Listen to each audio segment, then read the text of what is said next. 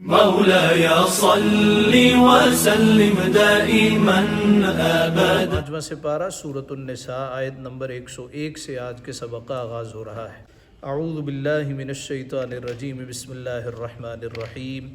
وَإِذَا ضَرَبْتُمْ فِي الْأَرْضِ فَلَيْسَ عَلَيْكُمْ جُنَاحٌ أَن تَقْصُرُوا مِنَ الصَّلَاةِ إِنْ خِفْتُمْ أَن يَفْتِنَكُمُ الَّذِينَ كَفَرُوا إِنَّ الْكَافِرِينَ كَانُوا لَكُمْ عَدُوًّا مُبِينًا۔ صدق اللہ مولانا العظیم۔ وَإِذَا، اور جب، ضَرَبْتُمْ فِي الْأَرْضِ، تم زمین میں سفر کرو، فَلَيْسَ عَلَيْكُمْ جُنَاحٌ، تو تم پر کوئی گناہ نہیں ہے، أَن تَقْصُرُوا مِنَ الصَّلَاةِ، کہ بعض نمازیں قصر سے، ان خفتم ان یفتنکم الذین کفروا، اگر تمہیں اندیشہ ہو کہ کافر تمہیں ایذا دیں گے، ان الکافرین، بے شک کافر، کانوا لکم عدوا مبینا، تمہارے کھلے دشمن۔ قصر نماز کسے کہتے ہیں؟ 4 رکعت والے فرضوں کو 2 رکعت فرض پڑھنا، سنت مکمل ادا کرنا، نفل مکمل ادا کرنا، اس کو قصر کہتے ہیں۔ جناب عمر فاروق رضی اللہ تعالیٰ عنہ سے پوچھا گیا، حضور والا یہ تو خوف کی بات تھی، اب تو امن ہے۔ فرمایا یہ اللہ تعالیٰ نے رخصت دی ہے، جو رخصت اللہ عطا فرمائے اس پہ عمل کرنا چاہیے۔ لہٰذا اب حکم یہ ہے کہ قصر پڑھنا واجب ہے۔ اگر کوئی شخص کہے میں نے قصر نہیں پڑھنی، میرے پاس وقت بہت زیادہ ہے، میں مکمل نماز ادا کروں گا، تو وہ نماز دوبارہ پڑھے گا۔ اگر کوئی بھول کے دوران سفر 4 رکعت پڑھنا شروع کر دے اور 2 کے بعد وہ تشہد پہ بیٹھا ہو، اس نے عبدو و رسولو تک پڑھا ہے اور پھر اس نے تیسری اور چوتھی رکعت پڑھی ہے، آخر میں سجدہ سہو کرے گا، اس کی نماز ہو جائے گی۔ جان بوجھ کے ایسا کرنے والا، اس کی نماز نہیں ہوگی۔ اگر تو امام مقیم ہے، یعنی اسی علاقے کا ہے اور اس نے مکمل نماز پڑھنی ہے، اس کے پیچھے مسافر نماز مکمل ادا کرے گا۔ لیکن اگر آپ دوران سفر ہیں اور لوگ کہتے ہیں جی آپ ہی نماز پڑھائیں، تو آپ کو بتانا ہوگا کہ بھئی میں مسافر ہوں، میں 2 رکعت پڑھا کے سلام پھیر دوں گا، اس کے بعد آپ نے اپنی 2 رکعت مکمل کر لینی ہے۔ اب وہ 2 رکعت مکمل کیسے کریں گے؟ وہ کچھ پڑھیں گے نہیں، بلکہ جتنی دیر تک سورۃ الفاتحہ پڑھی جاتی ہے اتنی دیر وہ خاموشی سے کھڑے ہوں گے اور پھر رکوع کریں گے، اس میں تسبیحات وغیرہ پڑھیں گے۔ اس طرح اگر کوئی شخص امام بنے اور وہ مسافر ہو، اس کے پیچھے مقتدی مقیم ہو، وہ نماز ادا کروائے گا اور یہ نماز اس طرح ادا کرے۔ ایک کون شخص مسافر ہوتا ہے؟ بعض نے اس کی مختلف لمٹ بیان کی ہے۔ نبی اکرم صلی اللہ علیہ وآلہ وسلم کے زمانے میں جو شرعی میل، جس کو شریعت کا میل کہتے ہیں، وہ آج کے انگریزی مائل سے بہت مختلف تھا۔ حضرت علامہ غلام رسول سعیدی صاحب رحمۃ اللہ تعالیٰ علیہ، جو کہ مشہور مفسر قرآن و گزرے ہیں، آپ نے اپنی مارکارہ تفسیر تبیان القرآن لکھی ہے، محقق آدمی تھے۔ انہوں نے اس بات کو ثابت کیا ہے کہ جو اس وقت کا شرعی میل تھا اور آج کا انگریزی مائل ہے، اس میں فرق ہے۔ لہٰذا آج کے دور میں اگر کوئی 99 کلومیٹر کا سفر کر رہا ہو تو وہ قصر نماز ادا کرے گا۔ اگر کوئی اس سے کم ہے تو اس کو احتیاط کرنی چاہیے، ہاں، بلکہ 100 کلومیٹر پورا ہی ذہن میں رکھیں کہ 100 کلومیٹر کا کوئی سفر کر رہا ہے اور وہ اپنے شہر سے باہر نکل گیا ہے۔ شہر سے باہر پہلے کیا ہوتا تھا؟ قبرستان شہر سے باہر ہوتے تھے یا چوکی شہر سے باہر ہوتی تھی، چوکی سے نکلا تو لہٰذا وہ اپنے شہر سے، اپنے علاقے کی حدود سے نکل گئے۔ تو آج کے دور میں ہمارے یہاں پہ جو کہ موٹر ویز ہیں، تو اگر کوئی موٹر وے پہ لاہور جانے کے لیے وہ گھر سے نکلا تو موٹر وے پہ چڑھ گیا، اس کا مطلب ہے اپنا شہر اس نے چھوڑ دیا، وہ دوسرے راستے پر گامزن ہے۔ تو جب وہ سفر کر رہا ہے، دوران سفر وہ نماز قصر ہی ادا کرے گا۔ کب تک؟ 14 دن مکمل، یا اس سے کم رہنے کی نیت ہے تو وہ نماز قصر پڑھے گا۔ اگر زیادہ کی نیت ہے تو وہ نماز قصر نہیں پڑھے گا، پھر وہ مقیم ہو جائے گا، پھر وہ نماز وہاں پہ مکمل ادا کرے گا۔ اگلا مسئلہ یہ ہوا کہ اگر کوئی خاتون اپنے میکے جاتی ہے تو کیا وہاں پہ وہ نماز پوری پڑھے گی یا یہاں پہ نماز پوری پڑھے گی؟ اس کا جواب یہ ہے کہ خاتون کا وطن اصلی اس کا سسرال ہوتا ہے، تو سسرال میں وہ مکمل نماز پڑھے گی۔ اگر اس کا میکا اتنی دور ہے، یعنی کہ 99 یا 100 کلومیٹر، تو جب وہ وہاں پہ جائے گی، اب وہ وہاں پہ قصر نماز ادا سمجھ آ گئی۔ بعض لوگ اپنے آبائی علاقے چھوڑ کے دوسری جگہ پہ شفٹ ہو جاتے ہیں۔ اگر تو ان کا آبائی علاقہ، مثال کے طور پہ اگر کوئی شخص لاہور کا رہنے والا ہے یا کوئی شخص سہیوال کا رہنے والا ہے چیچا وطنی کا رہنے والا ہے، اس کی آبائی زمینیں وہاں پر ہیں، آبائی گھر ہیں، اور وہ گرمیوں میں وہاں چلا جاتا ہے، سردیوں میں یہاں آ جاتا ہے، تو اب یہ دونوں اس کے وطن اصلی ہیں، وہاں بھی وہ پوری نماز پڑھے گا، یہاں بھی پوری پڑھے گا۔ لیکن اگر ایسا نہیں ہے، وہاں سے چھوڑ چھاڑ کے آ گئے ہیں اور انہوں نے رشتے تعلق ناتے، انہوں نے کہا جی بس جو زمینیں جائیدادیں وہ بھی بیچ بوچھ کے ہم آ گئے ہیں، وہ کھنڈر بن گئے ہیں، تو اب جہاں پہ وہ رہ رہا ہے وہ اس کا وطن اصلی۔ اگر کوئی شخص ڈرائیور ہو، ٹرین کا ڈرائیور ہے، جہاز کا پائلٹ ہے، اور مسلسل اس کا آنا جانا ہے، وہ کیا کرے گا؟ وہ ساری زندگی بے شک اسی طرح سفر میں رہے تو وہ قصر نماز ہی ادا کرے گا۔ اگلا مسئلہ یہ ہے کہ بعض لوگ مدینہ منورہ جاتے ہیں، مکہ مکرمہ جاتے ہیں، کیا وہاں پہ قصر پڑھیں گے یا پوری نماز پڑھیں گے؟ اگر تو ان کا ڈیوریشن کامل 14 دن سے کم کا ہے تو مسافر ہیں، وہ قصر نماز پڑھیں گے، لیکن اگر وہاں امام کے پیچھے ادا کر رہے ہوں تو وہ مکمل نماز ہی ادا کریں گے۔ بات سمجھ آ گئی؟ یہاں پہ ایک اور مسئلہ ہے، ہمارے ہاں بعض لوگ کہتے ہیں جی آپ نے مکہ شریف مدینہ شریف جانا ہے نا، ان کے پیچھے نماز نہیں پڑھنی، اپنی وہاں پہ نیتیں کر کے بیٹھے ہوتے ہیں۔ یار خدا کا خوف کرو، ایک بندہ حرم شریف میں جاتا ہے اور آپ اس کو روک رہے ہیں وہاں جا کے نماز ان کے پیچھے نہ پڑھنا، آپ لوگوں کو کیا سبق دے رہے ہیں، کیا درس دے رہے ہیں؟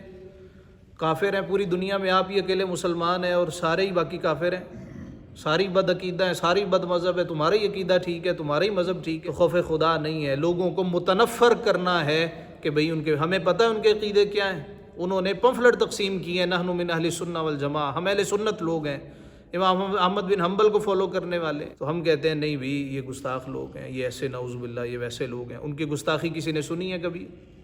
سوال ہے، یہ جو فتوے دیتے ہیں نہ ان کے پیچھے پڑھو، کیا آپ نے سنی ہے کہ وہ کیا گستاخیاں انہوں نے کی ہیں؟ اگر گستاخیاں کی ہیں پھر بھی حرم کے امام ہیں اور آپ خاموش بیٹھے ہیں تو سب سے پہلے تو آپ گناہ گار ہیں، خاموش کیوں بیٹھے ہیں؟ ایک حرم کا امام وہ گستاخ ہے۔ لہٰذا کوئی ایسی بات جس سے عوام الناس متنفر ہوتی ہو، جس سے مسلمانوں اجتماعی مفاد پہ زد پڑتی ہو، ایسی باتیں نہیں کرنی چاہیے۔ یہ مسئلہ تھا دوران سفر نماز پڑھنے کے حوالے سے۔ وَإِذَا ضَرَبْتُمْ فِي الْأَرْضِ، اب آئے ترجمے کی طرف، اور جب تم زمین میں سفر کرو، فَلَيْسَ عَلَيْكُمْ جُنَاحٌ، تو تم پر کوئی گناہ نہیں ہے، أَن تَقْصُرُوا مِنَ الصَّلَاةِ، کہ بعض نمازیں قصر سے پڑھو، من تبیزیہ، ساری نمازیں نہیں۔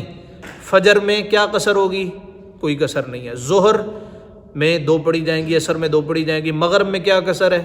کوئی قصر نہیں ہے، صرف 4 رکعت والے فرضوں کو 2 پڑھنا یہ قصر ہے۔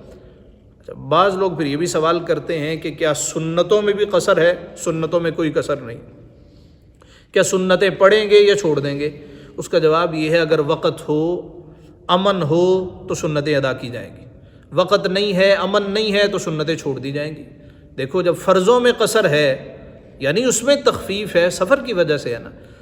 اچھا کیسے امن نہیں ہے، کیسے سہولت نہیں ہے؟ آپ ڈائیو پہ جا رہے ہیں، انہوں نے اعلان کیا جی 15 منٹ یہ یہاں جنکشن پہ رکے گی، تو آپ کی وجہ سے وہ آدھا گھنٹہ وہاں پہ گاڑی نہیں روک کے کھڑے رہیں گے۔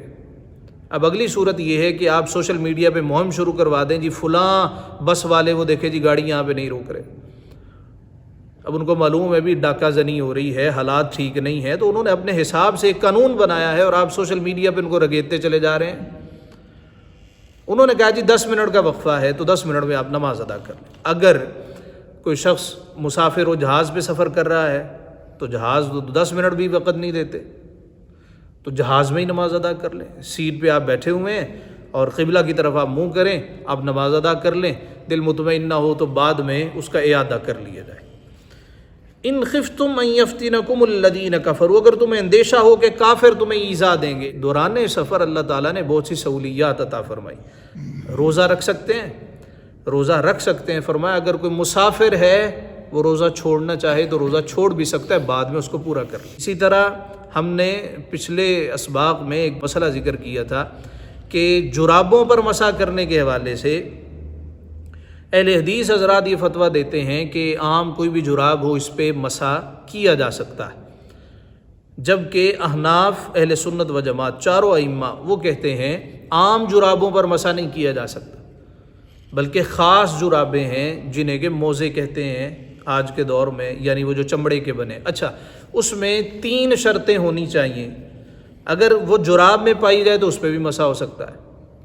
پہلی شرط کیا ہے؟ آپ اس کو پہن کے چل سکیں آسانی سے، جہاں تک آپ 2-4 کلومیٹر سفر کرنا چاہیں تو آپ وہ پہن کے جا سکیں۔ دوسرا اس میں پانی نہ جاتا ہو۔ تیسرا وہ از خود اوپر سے کھڑی ہو، آپ نے کس شے سے اس کو باندھ نہ رکھا۔ یہ 3 اس کی شرطیں۔ آپ کو شاید علم ہو کہ آج کل ایک ساکس کی قسم کوئی آئی ہے، اس کو کہتے ہیں ٹریول ساکس، وضو ساکس۔ اگر وہ میسر ہو تو آپ وہ بھی خرید سکتے ہیں، بڑی سہولت ہے، آسانی ہے۔ جس طرح کے ایتھلیٹ وغیرہ پہنتے ہیں، یہ میرے پاس بھی جراب ہے، یہ دیکھیں، یہ اس کو کہتے ہیں وضو ساکس، ٹریول ساکس۔ اس میں پانی نہیں جاتا، واٹر پروف ساکس ہے۔ آپ پہلے ہوتا تھا کہ موزے ہیں تو آپ نے موزے پہن لیے، اب آپ شوز نہیں پہن سکتے۔ تو یہ جو انہوں نے ایتھلیٹس کے لیے بنائی ہیں کہ بھئی آپ یہ پہن لیں، آپ سائیکلنگ کر سکتے ہیں، آپ سوئمنگ کر سکتے ہیں، اس کے اندر پانی نہیں رسے، اس سے بھی فائدہ حاصل کیا جا سکتا ہے۔ تو دوران سفر روزہ چھوڑا جا سکتا ہے، لیکن عام طور پہ نہیں چھوڑنا چاہیے۔ جس کو کوئی مسئلہ ہو، دوران سفر قے آتی ہو، دوران سفر کوئی اور مسائل کا سامنا ہو، وہ روزہ بعد میں رکھ سکتا ہے۔ دوران سفر 4 کی 2 رکعتیں پڑھنا یہ واجب۔ وَإِذَا كُنْتَ فِيهِمْ، اور اے محبوب جب آپ ان میں تشریف فرما ہو، فَأَقَمْتَ لَهُمُ الصَّلَاةَ، پھر نماز میں ان کی امامت کرو۔ اب جو کہ سرکار تو ظاہراً جلوہ گر نہیں ہے، حکم اب یہ عام ہے۔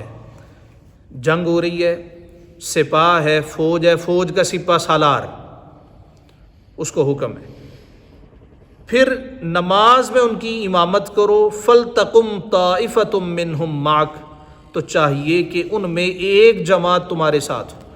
دیکھیں نماز تو فرض ہے، کسی حالت میں بھی معاف نہیں ہے۔ اب یہ نماز ہے حالت جنگ کی، خوف کے عالم میں نماز پڑھنی، تلواریں چل رہی ہیں، تیر برس رہے ہیں، نیزے ہیں، ساری چیزیں سامنے ہیں، تو کہ نماز چھوڑ سکتے ہیں؟ فرمایا نماز نہیں چھوڑنی، نماز پڑھنی۔ تو مولا طریقہ کیا ہے؟ اللہ رب العزت نے ایسے عالم میں نماز پڑھنے کا طریقہ ارشاد فرمایا، فَلْتَقُمْ طَائِفَةٌ مِّنْهُمْ مَعَكَ، تو محبوب چاہیے ان میں ایک گروہ تمہارے ساتھ ہو۔ وَلْيَأْخُذُوا أَسْلِحَتَهُمْ، اور وہ اپنے ہتھیار لیے رہیں، ہتھیار اٹھا کے نماز پڑھیں۔ ایک ہوتا ہے اسلحہ، ایک ہوتا ہے حذر۔ اسلحہ کہتے ہیں جس کے ذریعے حملہ آور ہوا جاتا ہے، ایک ہوتا ہے حذر۔ حذر کہتے ہیں اسلحے سے بچاؤ کا سامان، جس طرح بلٹ پروف جیکٹ ہے۔ پیچھے ہم نے سبق میں پڑھا خُذُوا حِذْرَكُمْ، اپنا حذر پکڑ کے رکھو جس سے تم بچاؤ کر سکو، دونوں چیزیں ہیں۔ تو یہاں پہ فرمایا اپنا اسلحہ پکڑ کے رکھو، اسی حالت میں نماز پڑھو کہ تلواریں تمہارے پاس موجود ہوں، تیر تمہارے پیچھے لٹک رہے ہوں۔ اللہ رب العزت کو ایسے تیاری والے مجاہد بڑے پسند ہیں، یہاں تک کہ ایسے گھوڑے جو جنگ میں جاتے ہیں اللہ کو وہ بھی بڑے پسند ہیں۔ وَلْيَأْخُذُوا أَسْلِحَتَهُمْ، اور چاہیے وہ جو گروہ ایک جماعت تمہارے ساتھ ہے وہ اپنے ہتھیار لیے رہیں۔ فَإِذَا سَجَدُوا، پھر جب وہ سجدہ کر لیں، فَلْيَكُونُوا مِنْ وَرَائِكُمْ، تو ہٹ کر تم سے پیچھے ہو جائیں۔ اچھا کرنا کیا ہے؟ حالت جنگ ہے، نماز کا وقت ہوا چاہتا ہے، محبوب آپ نے امام بننا ہے، سپہ سالار نے امام بننا ہے۔ وہ جو فوج ہے، سپاہ ہے، اس کے 2 حصے کر، 2 صفیں بنا لینی، ایک صف اس طرف لڑائی کرے، دوسری صف محبوب تمہارے پیچھے آ کے نماز شروع کر لیں۔ پہلی رکعت ادا کرنی ہے، اس کا سجدہ کرنا، یہ فوراً نکل جائیں، اور وہ جو پیچھے لڑ رہے ہیں وہ آ کے نماز شروع کر لیں۔ اب وہ آ کے نماز شروع کریں گے، وہ سجدہ کر لیں گے، نماز ان کی ابھی مکمل نہیں ہوگی، سرکار کی نماز مکمل ہو جائے گی 2 رکعتیں۔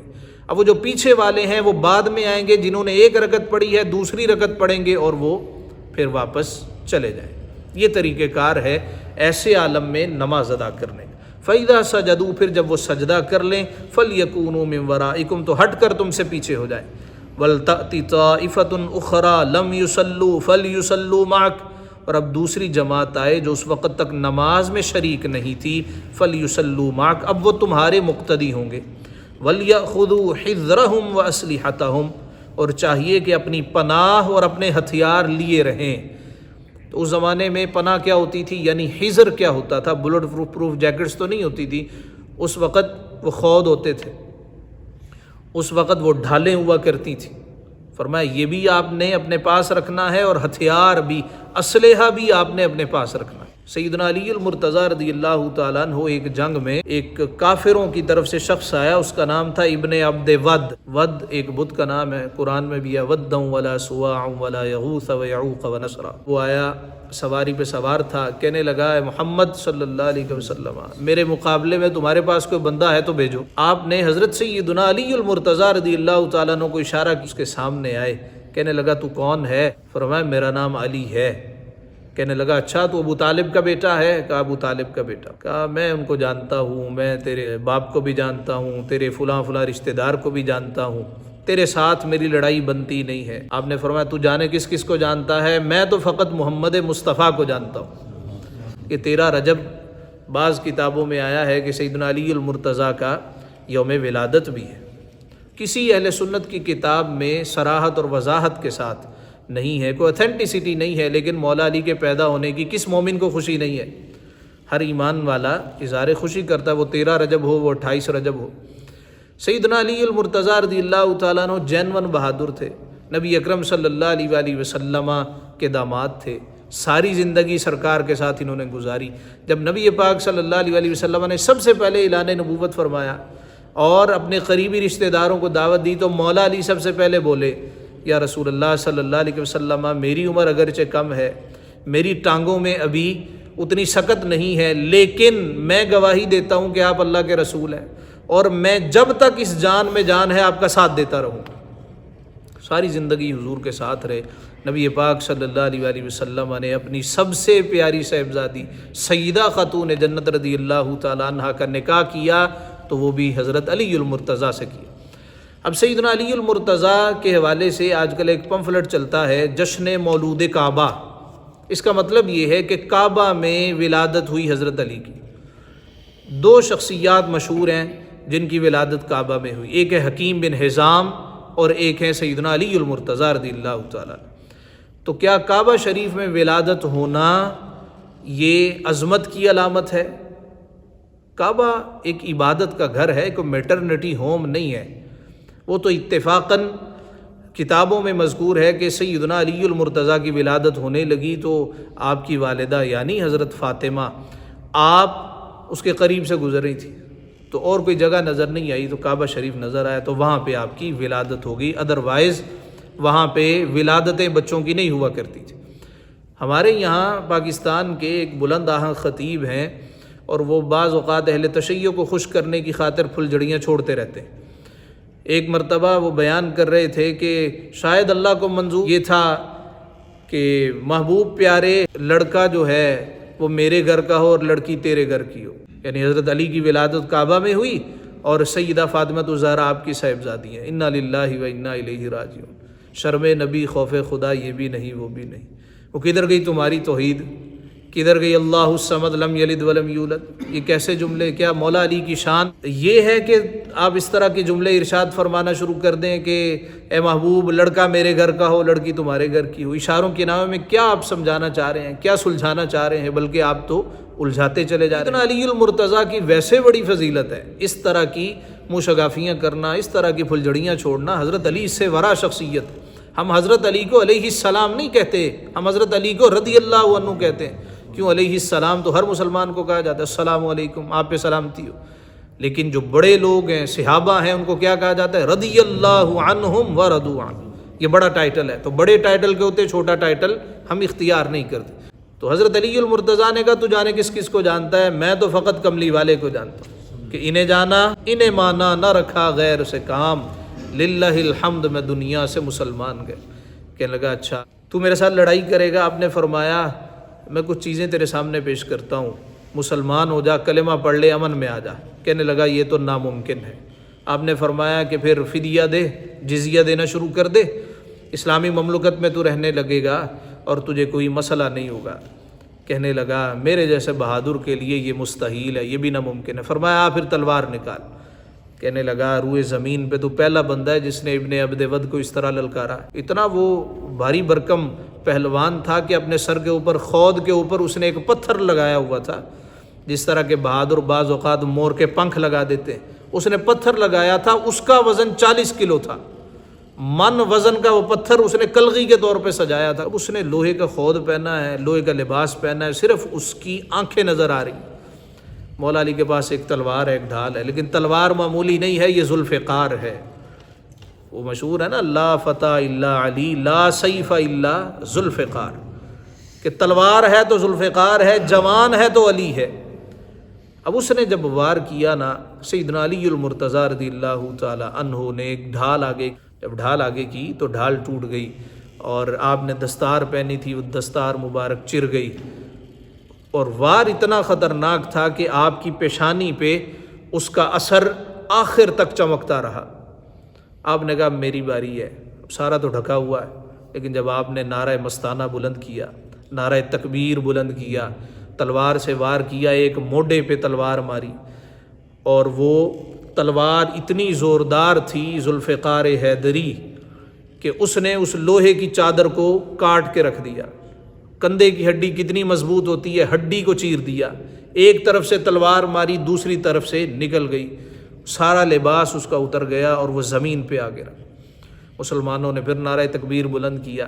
اب چونکہ مال غنیمت میں سے مولا علی کا وہ حق تھا، وہ حصہ تھا کہ آپ اس کا لباس اتارتے اور لے آتے۔ اب قریب گئے، پھر واپس آ گئے۔ صحابہ کہنے لگے علی اس کا لباس تو لے لینا تھا۔ آپ نے کہا لباس لینے آگے بڑھا تھا، لیکن اس کی شرمگاہ نظر آ رہی تھی۔ علی زندوں کا حیا کرتا ہے، یہ تو پھر مرا ہوا ہے۔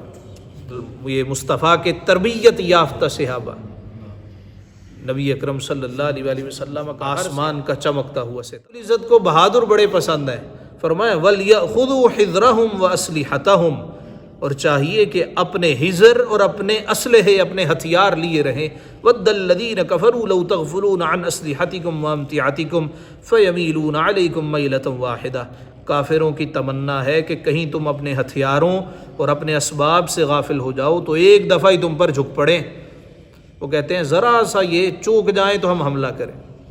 یہ کیا وجہ ہے کہ ہر عرب ملک وہ امریکہ کی چھتری لیے ہوئے ہے، اپنا کچھ ان کو بنانے نہیں دیتے، اسلحہ بنائیں تو کوئی اپنے پاؤں پہ کھڑا ہو، کوئی بول اس وجہ سے نہیں سکتا کہ ہے کچھ نہیں، سب کچھ ان کے مرہون منت ہے۔ بار بار فرمایا جا رہا ہے کہ بھئی سامان تیار رکھو، اسلحہ تیار، تم تیار نہیں رکھو گے تو وہ رکھیں گے۔ ان کان بکم اذم ولا جناح علیکم ان کان بکم اذم من مطر او کنتم مرضی ان تدعوا اسلحتکم۔ اب ہتھیار اٹھانا کوئی آسان بھی نہیں ہے، بھاری ہتھیار ہے۔ فرمایا کہ اگر تمہیں کوئی اذیت ہو، کس وجہ سے؟ بارش کی وجہ سے، اور تم پر کوئی مضائقہ نہیں ہے، اگر تمہیں مینہ کے سبب، بارش کے سبب تکلیف ہو، او کنتم مرضی، یا بیمار ہو، ان تدعوا اسلحتکم، اپنے ہتھیار کھول کے رکھ دو۔ وخذوا حذرکم، ہاں اپنی پناہ لیے رہو، وہ جو زرے ہیں وہ پہنے رکھو۔ ان اللہ اعد للکافرین عذابا مہینا، بے شک اللہ نے کافروں کے لیے خاری کا عذاب تیار کر رکھا۔ فَإِذَا قَضَيْتُمُ الصَّلَاةَ، پھر جب تم نماز پڑھ چکو، فَاذْكُرُوا اللَّهَ قِيَامًا وَقُعُودًا وَعَلَى جُنُوبِكُمْ، تو اللہ کی یاد کرو کھڑے اور بیٹھے اور کروٹوں پر لیٹے ہوئے۔ نماز پڑھنے کے بعد کیا کرو؟ اللہ کو یاد کرو۔ اللہ کو یاد کرنے کا مطلب کیا ہے؟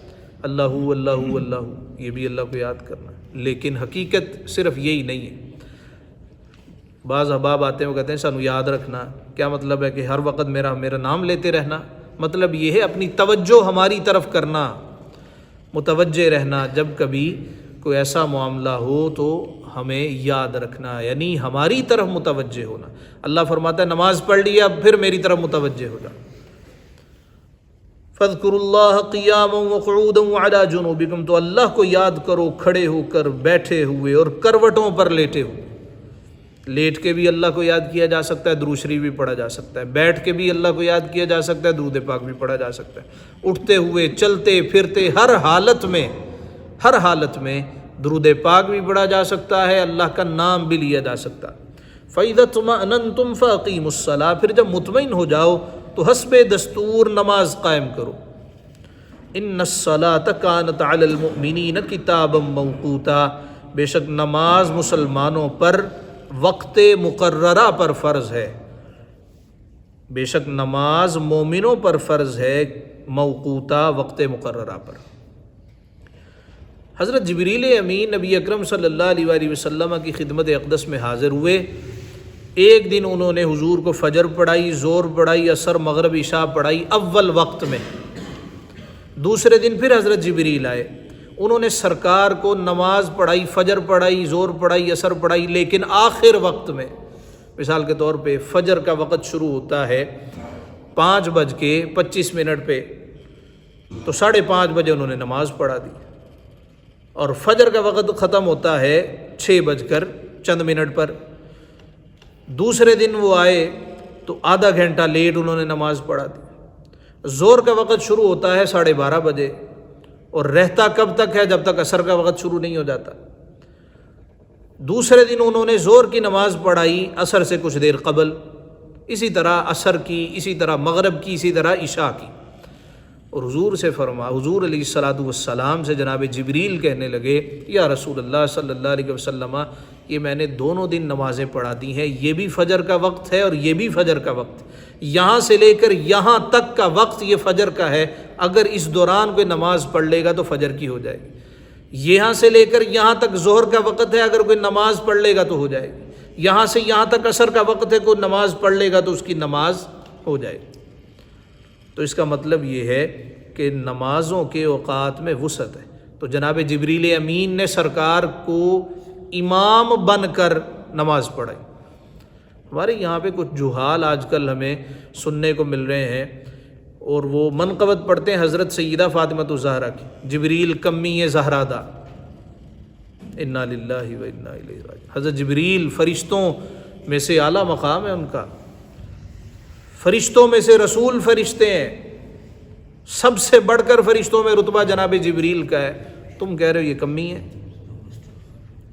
آمنت باللہ و ملائکتہ و کتبہ و رسلہ والیوم الآخر، اللہ پر ایمان لائے، کتابوں پر ایمان لائے، فرشتوں پر ہم ایمان لائے، اور کسی فرشتے کو ہم حقیر نہیں کہتے، یہ کمی نہیں ہے، نعوذ باللہ من ذالک۔ ہر ایک کا اپنا رتبہ ہے، لیکن آپ کسی کا رتبہ اپنے تئیں بڑھانے کے لیے کسی اور کو کمی کمین ظاہر نہ کریں۔ تو نماز فرض ہے، ان الصلاۃ کانت علی المؤمنین کتابا موقوتا، بے شک نماز مسلمانوں پر وقت مقررہ پر فرض ہے۔ انہوں نے پتہ نہیں کہاں سے نکال لیا ظہرین میں ظہر بھی پڑھتے ہیں، عصر بھی پڑھتے ہیں، مغربین مغرب میں مغرب بھی پڑھتے ہیں، عشاء بھی پڑھتے ہیں۔ عشاء کا وقت ہوا ہی نہیں، آپ عشاء کیسے پڑھ سکتے ہیں؟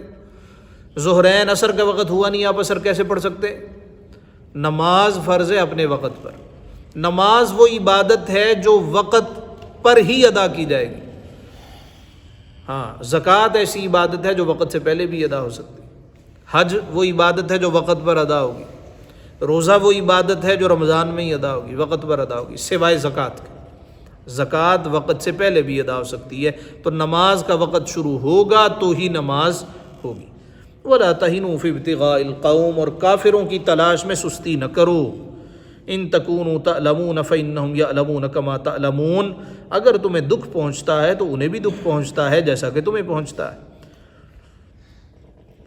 جنگ کے بعد نبی پاک صلی اللہ علیہ وآلہ وسلم کی خواہش تھی کہ ان کا تعاقب کیا جائے، تو مسلمان کہنے لگے جی چلے گئے ہیں، اب چھوڑیں، احد کے بعد چھوڑیں، اب وہ چلے گئے ہیں، ہمارا نقصان اتنا ہو گیا ہے۔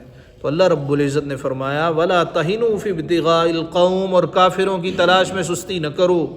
ان تکونوا تعلمون، اگر تمہیں دکھ پہنچتا ہے، اسی سے علم، حمزہ لام اور میم، علم کہتے ہیں دکھ کو، عین لام اور میم علم کہتے ہیں جھنڈے کو، یہاں پہ حمزہ لام میم کے ساتھ۔ اگر تمہیں تکلیف پہنچتی ہے فإنہم یعلمون کما تعلمون، تو تکلیف تو انہیں بھی پہنچی جیسا کہ تمہیں پہنچی، بدر میں ان کو بھی تکلیف ہوئی۔ وترجون من اللہ ما لا یرجون، اور تم اللہ سے وہ امید رکھتے ہو جو وہ نہیں رکھتے۔ تمہیں امید ہے کہ ہم اگر زندہ رہے تو غازی، شہید ہو گئے تو جنت الفردوس میں اللہ مقام عطا فرمائے گا۔ وَكَانَ اللَّهُ عَلِيمًا حَكِيمًا، اور اللہ جاننے والا ہے، حکمت والا ہے۔ اِنَّا أَنزَلْنَا إِلَيْكَ الْكِتَابَ بِالْحَقِّ لِتَحْكُمَ بَيْنَ النَّاسِ بِمَا أَرَاكَ اللَّهُ، اے محبوب بے شک ہم نے تمہاری طرف سچی کتاب اتاری، کیوں؟ لِتَحْكُمَ بَيْنَ النَّاسِ بِمَا أَرَاكَ اللَّهُ، کہ تم لوگوں میں فیصلہ کرو جس طرح تمہیں اللہ دکھائے۔ نبی پاک صلی اللہ علیہ وآلہ وسلم کی خدمت اقدس میں ایک معاملہ آیا، جھگڑا تھا۔ اب یہ ایک حدیث کی کتابوں میں واقعہ مذکور ہے کہ جو ایسے معاملے میں اس لڑائی میں شریک تھے اور وہ واقعی گناہگار تھے، قصوروار تھے، ان کو سمجھا جانے لگا جی یہ قصوروار نہیں ہے، اور جو قصوروار تھے ان کو غیر قصوروار تصور کیا جانے لگا، جو قصوروار نہیں تھے انہیں قصوروار سمجھا جانے لگا۔ یہ کتابوں میں ایک واقعہ مذکور ہے، اسی بنا پر یہ آیات نازل ہوئی۔ لیکن یہ بات یاد رہے کہ جب وہ یہ واقعہ بیان کرتے ہیں، شان نزول بیان کرتے وقت، تو کہتے ہیں کہ نبی پاک صلی اللہ علیہ وآلہ وسلم کے پاس جب یہ فیصلہ آیا تو وہ جو قصوروار تھے آپ نے انہی کی طرفداری کی، یعنی آپ کو پتہ نہ چل سکا۔ ہم نے بارہا ایک اصول بیان کیا ہے کہ قرآن مجید کے صریح حکم کے مقابلے میں کوئی حدیث صحیح سے صحیح بھی آ جائے اس کو ایک طرف کر دیا جائے۔ لوگ کہتے ہیں جی یہ دیکھیں فلاں کتاب میں لکھا ہے، ہم کہتے ہیں سب سے پہلے قرآن کی طرف آؤ۔ دلائل چار ہیں، چار چیزوں سے دلائل پکڑے جاتے ہیں، قرآن ہے، پھر حدیث ہے، پھر اجماع اور پھر قیاس۔ تو قرآن مجید کے صریح کے مقابلے میں کسی حدیث کو، خواہ وہ کسی کتاب میں ہو، خواہ وہ جیسے بھی اعلیٰ درجے کی کیوں نہ ہو، اس کو وہ اہمیت نہیں ہوتی جو قرآن کو حاصل ہوتی۔ اور جہاں ناموس مصطفیٰ کی بات آئے کہ سرکار کی ناموس کی بات ہے تو پھر ناموس مصطفیٰ پہ پیرا دینا چاہیے، یہ نہیں دیکھنا چاہیے جی فلاں کتاب میں وہ حدیث آ گئی۔ بات سمجھ آ رہی؟ اب یہ جو شان نزول اس کا بیان کیا جاتا ہے، وہ واقعہ بیان کیا جاتا ہے، سرکار نے بھی ان کی طرفداری کر دی، جبکہ اللہ تعالیٰ نے قرآن مجید میں فرمایا اے محبوب بے شک ہم نے تمہاری طرف سچی کتاب اتاری لِتَحْكُمَ بَيْنَ النَّاسِ کہ تم لوگوں میں فیصلہ کرو، بِمَا أَرَاكَ اللَّهُ جس طرح تمہیں اللہ دکھائے۔ اللہ کیا محبوب کو غلط دکھائے گا؟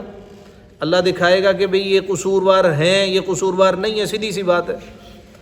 اور اگر سرکار ہی برعکس فیصلہ کرنا شروع کر دیں تو پھر عام جج میں جس کے سامنے جھوٹ بول کے فیصلہ کروا لیا جاتا ہے، اس میں سرکار میں کیا فرق رہ جائے؟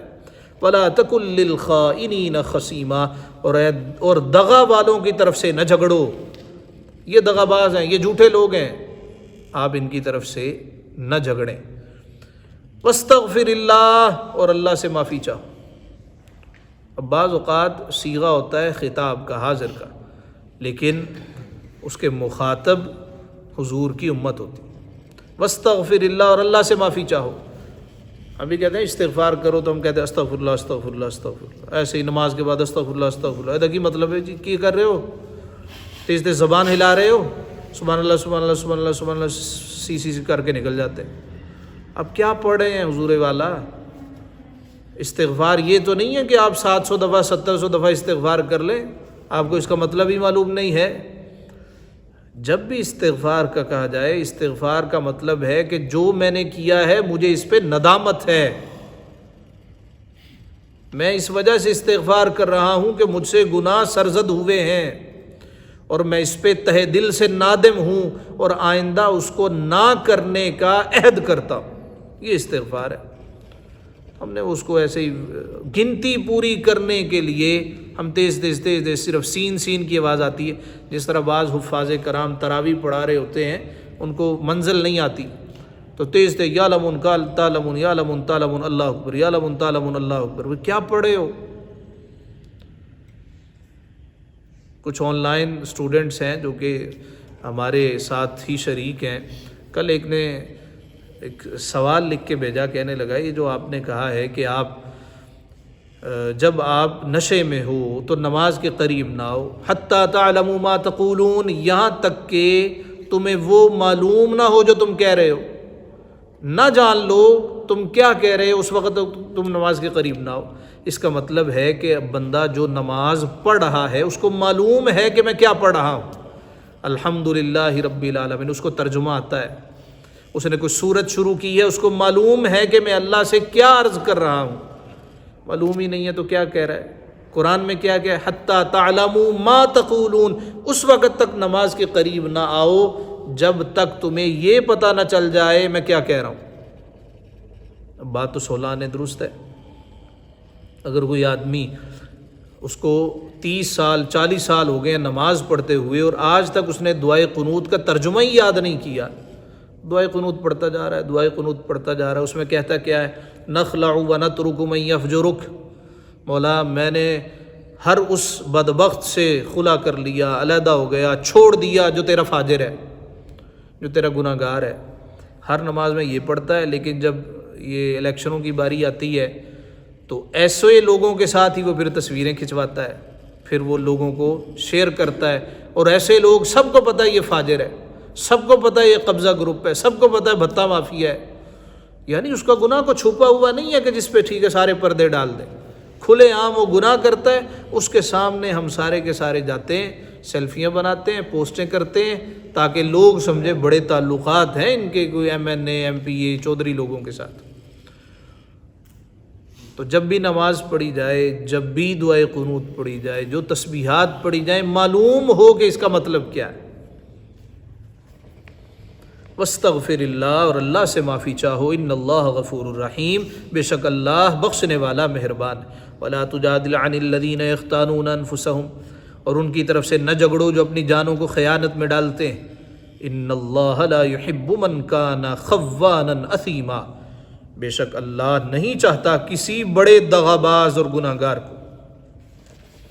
یستخفون من الناس ولا یستخفون من اللہ، یہ آدمیوں سے چھپتے ہیں، اللہ سے نہیں چھپتے۔ جو آدمی دغابازی کی نشانی کیا ہے؟ وہ کہتا ہے کسی کو پتہ نہ چلے، دھوکے باز، فراڈ، یہ ہوتا ہے کسی کو پتہ نہ چل جائے۔ فرمایا آدمیوں سے چھپتے ہیں، ولا یستخفون من اللہ، اور اللہ سے نہیں چھپتے۔ وہو معہم، اور اللہ تو ان کے ساتھ ہے۔ اذ یبیتون ما لا یرضی من القول، جب دل میں رات کے وقت وہ بات تجویز کرتے ہیں جو اللہ کو ناپسند ہے، رات کے وقت کرتے ہیں، صبح یہ کریں گے، وہ کریں گے، اس کو دھوکہ دیں گے، یہ دغا کریں گے۔ وکان اللہ بما یعملون محیطا، اور اللہ ان کے سب کاموں کو گھیرے ہوئے۔ ہا انتم ہا اولا، ہا یہ حرف تنبیہ ہے، ہا انتم اے سننے والے، ارے اوے، ہا انتم سنتے ہو، ہا اولا یہ جو تم ہو، جادلتم عنہم فی الحیات الدنیا، دنیا کی زندگی میں تو ان کی طرف سے جھگڑے، فمن یجادل اللہ عنہم یوم القیامہ، تو ان کی طرف سے کون جھگڑے گا اللہ سے قیامت کے دن؟ امن یکون علیہم وکیلا، یا کون ان کا وکیل ہوگا؟ یہ ہماری آواز جہاں تک جا رہی ہے، جتنے وکلاء ہیں وکیلوں سے خطاب ہے۔ فرمایا سنتے ہو، یہ جو تم ہو دنیا کی زندگی میں تم ان کی طرف سے جھگڑتے ہو۔ فمن یجادل اللہ عنہم یوم، جب اللہ کے سامنے جائیں گے تو کون پھر جھگڑے گا؟ وکیل کیا کرتے ہیں؟ پیسے لیتے ہیں، وہ کہتے ہیں جی ہمیں اپنی فیس سے غرض ہے، سچا کون ہے جھوٹا کون ہے یہ دور کا معاملہ ہے۔ تو جتنے بھی ایسا فیصلہ کرنے والے ہیں سارے کے سارے حرام کے مرتکب ہیں۔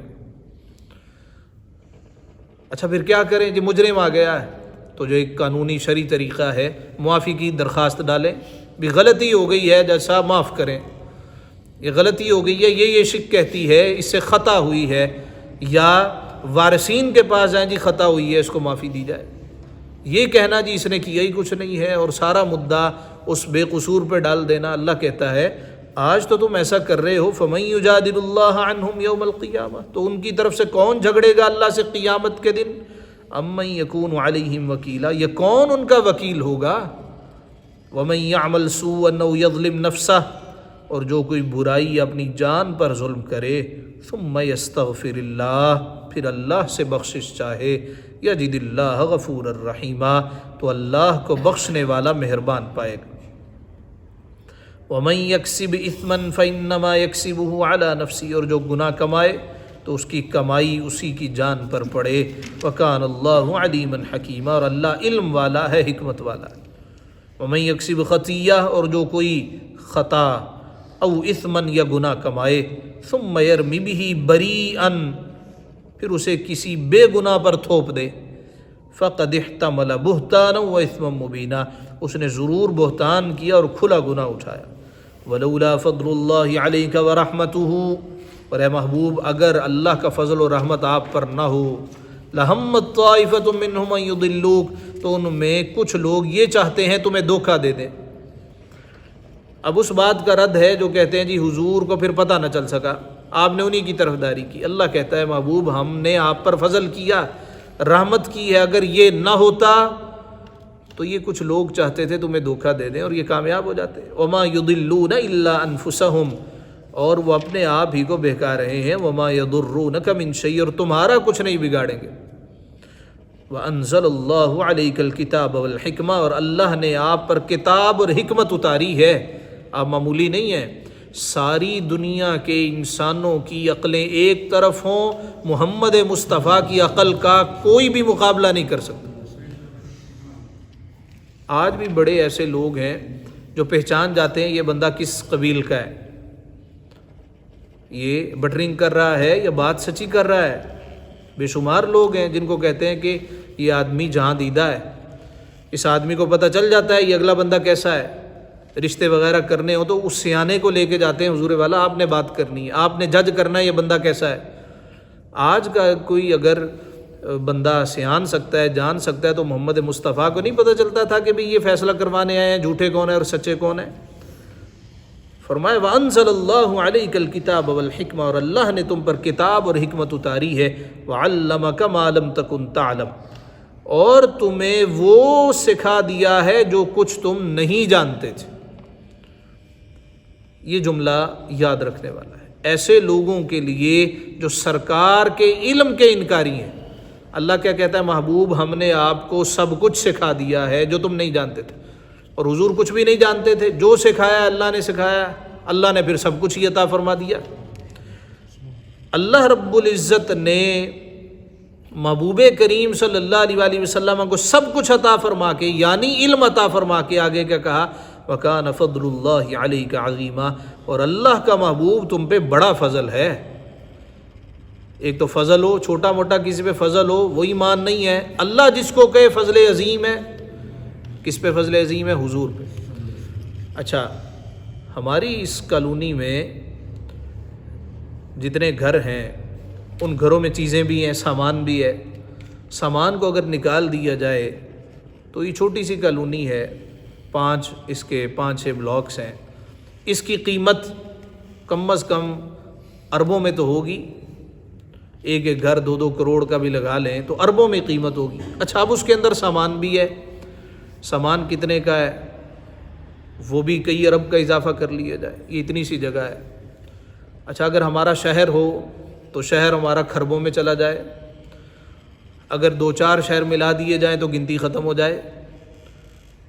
یہ صرف پاکستان نہیں، دبئی جس کی ریئل اسٹیٹ پوری دنیا میں سب سے اوپر ہے، بڑی مہنگی جگہ ہے، امریکہ، نیو یارک، شکاگو، یہ سارے کے سارے اگر ہم ملا لیں تو پھر بھی اللہ کہتا ہے یہ جہاں تمہاری گنتی ختم ہے، وہم و گمان ختم ہے، اللہ کے نزدیک متاع الدنیا قلیل، یہ ساری دنیا تھوڑی سی ہے۔